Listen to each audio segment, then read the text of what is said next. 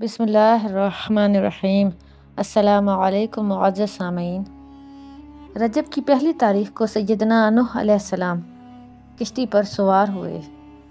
رجب کی 4 تاریخ کو جنگ صفین کا واقعہ پیش آیا اور رجب کی 27 شب کو محبوب کبریا صلی اللہ تعالیٰ علیہ وآلہ وسلم جسمانی معراج کے لیے تشریف لے گئے تھے۔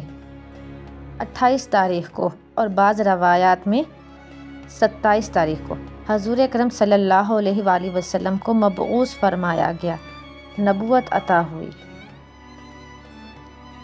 حضرت انس بن مالک رضی اللہ تعالیٰ عنہ سے مروی ہے، حضور نبی کریم صلی اللہ تعالیٰ علیہ وآلہ وسلم نے فرمایا، 27 رجب کو مجھے نبوت عطا ہوئی، جو اس دن کا روزہ رکھے اور افطار کے وقت دعا کرے تو یہ اس کے لیے 10 برس کے گناہوں کا کفارہ ہوگا۔ سبحان اللہ۔ حضرت سلیمان فارسی رضی اللہ تعالیٰ عنہ سے مروی ہے کہ حضور نبی کریم رؤوف الرحیم صلی اللہ تعالیٰ علیہ وآلہ وسلم نے فرمایا، رجب میں ایک دن اور رات ہے، جو اس دن روزہ رکھے اور رات کو قیام کرے تو گویا اس نے 100 سال کے روزے رکھے۔ سبحان اللہ۔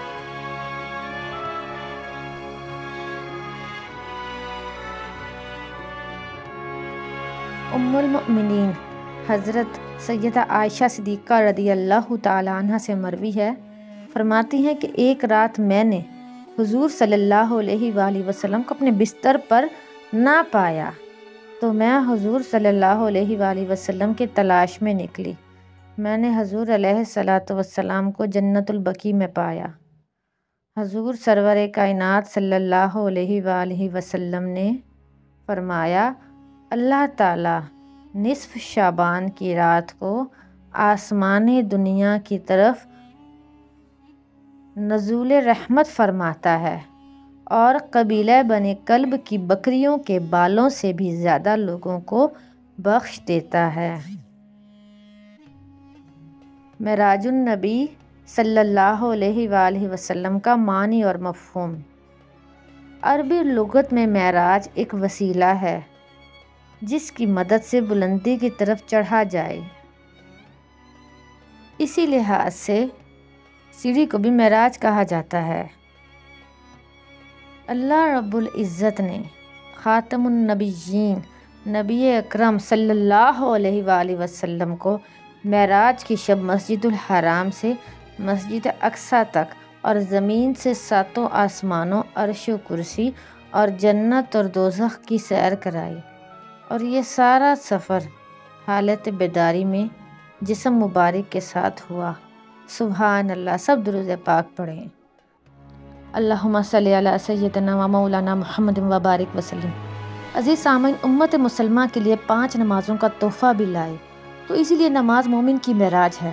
روایات اور تفسیر میں حضور نبی اکرم صلی اللہ علیہ وآلہ وسلم کا مکے سے بیت المقدس اور بیت المقدس سے آسمان کی طرف اور پھر اپنے وطن لوٹ آنے کے جسمانی سفر کو معراج کہا جاتا ہے۔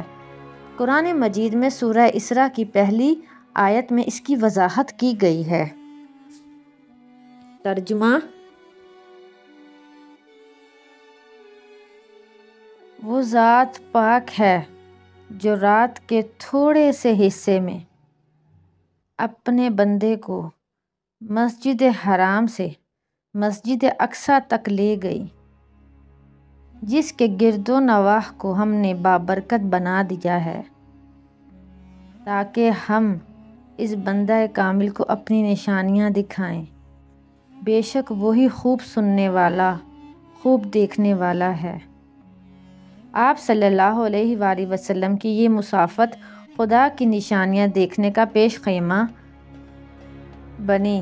مذکورہ آیت میں معراج النبی صلی اللہ علیہ وآلہ وسلم کے پہلے مرحلے کا ذکر کیا گیا ہے، جبکہ اس سفر کے دوسرے مرحلے کی عکاسی سورہ نجم کی ابتدائی آیات میں اس طرح کی گئی ہے۔ ترجمہ: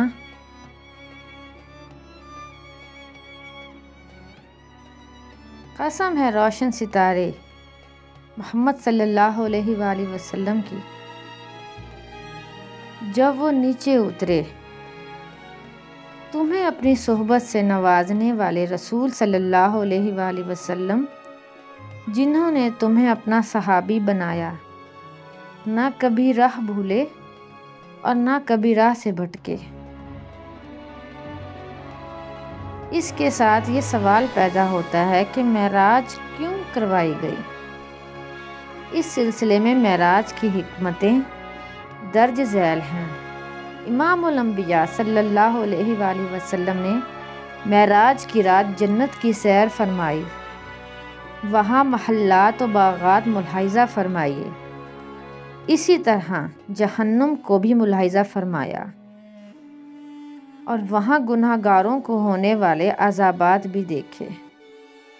الغرض جو واقعات قیامت کے بعد ہونے والے تھے وہ اسی رات سر کی آنکھوں سے عین بیداری میں ملاحظہ فرمائے۔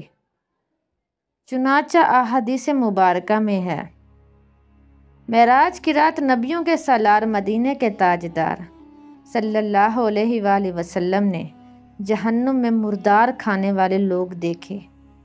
سیدنا جبرائیل امین علیہ السلام نے عرض کیا، حضور صلی اللہ علیہ وآلہ وسلم، یہ وہ ہیں جو لوگوں کا گوشت کھاتے یعنی غیبت کیا کرتے تھے۔ استغفر اللہ ربی من کل ذنب و اتوب الیہ۔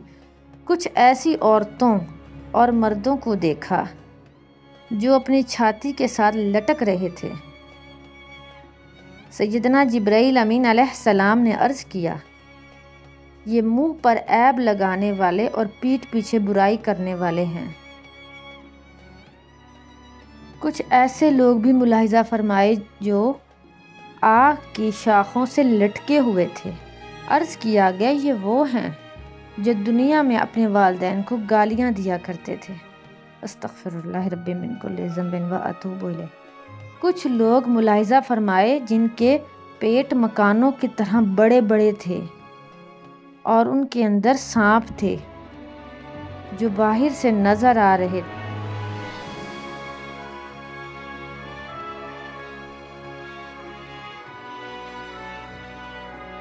حضرت ابو ہریرہ رضی اللہ تعالیٰ عنہ سے روایت ہے کہ رسول اللہ صلی اللہ علیہ وآلہ وسلم نے ارشاد فرمایا، جس رات مجھے سیر کرائی گئی میں ایسے لوگوں پر بھی گزرا جن کے پیٹ اتنے بڑے بڑے تھے جیسے انسانوں کے رہنے کے گھر ہوتے ہیں۔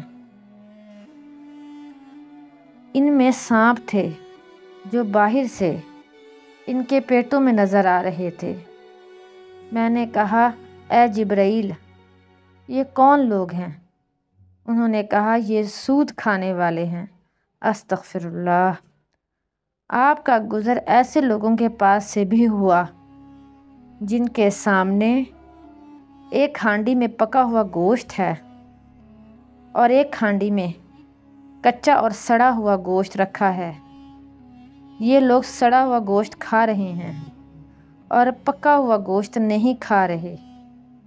آپ نے دریافت کیا، یہ کون لوگ ہیں؟ سیدنا جبرائیل علیہ السلام نے کہا، یہ وہ لوگ ہیں جن کے پاس حلال اور طیب عورت موجود ہے، مگر وہ زانیہ اور فاحشہ عورت کے ساتھ شباشی کرتے ہیں اور صبح تک اس کے ساتھ رہتے ہیں، اور وہ عورتیں ہیں جو حلال اور طیب شوہر کو چھوڑ کر کسی زانی اور بدکار شخص کے ساتھ رات گزارتی ہیں۔ آپ صلی اللہ علیہ وآلہ وسلم کا گزر ایسے لوگوں کے پاس سے بھی ہوا جن کے سر پتھروں سے کچلے جا رہے تھے، کچل جانے کے بعد پھر ویسے ہی ہو جاتے تھے جیسے پہلے تھے۔ اسی طرح یہ سلسلہ جاری تھا، ختم نہیں ہو رہا تھا۔ آپ صلی اللہ علیہ وآلہ وسلم نے پوچھا، یہ کون لوگ ہیں؟ جبرائیل علیہ السلام نے کہا، یہ لوگ نماز میں کاہلی کرنے والے ہیں۔ استغفر اللہ۔ آپ صلی اللہ علیہ وآلہ وسلم کا گزر ایسے لوگوں کے پاس سے بھی ہوا جن کی شرمگاہوں پر آگے اور پیچھے چیتھڑے لپٹے ہوئے ہیں اور اونٹ اور بیل کی طرح چرتے ہیں، اور کانٹے دار خبیث درخت اور جہنم کے پتھر کھا رہے ہیں۔ آپ صلی اللہ علیہ وآلہ وسلم نے پوچھا، یہ کون لوگ ہیں؟ حضرت جبرائیل علیہ السلام نے کہا، یہ وہ لوگ ہیں جو اپنے مالوں کی زکوٰۃ ادا نہیں کرتے۔ اللہ تبارک و تعالی ہم سب کا خاتمہ ایمان پر فرمائے اور دونوں جہاں کی کامیابی اور کامرانی عطا فرمائے، آمین ثم آمین۔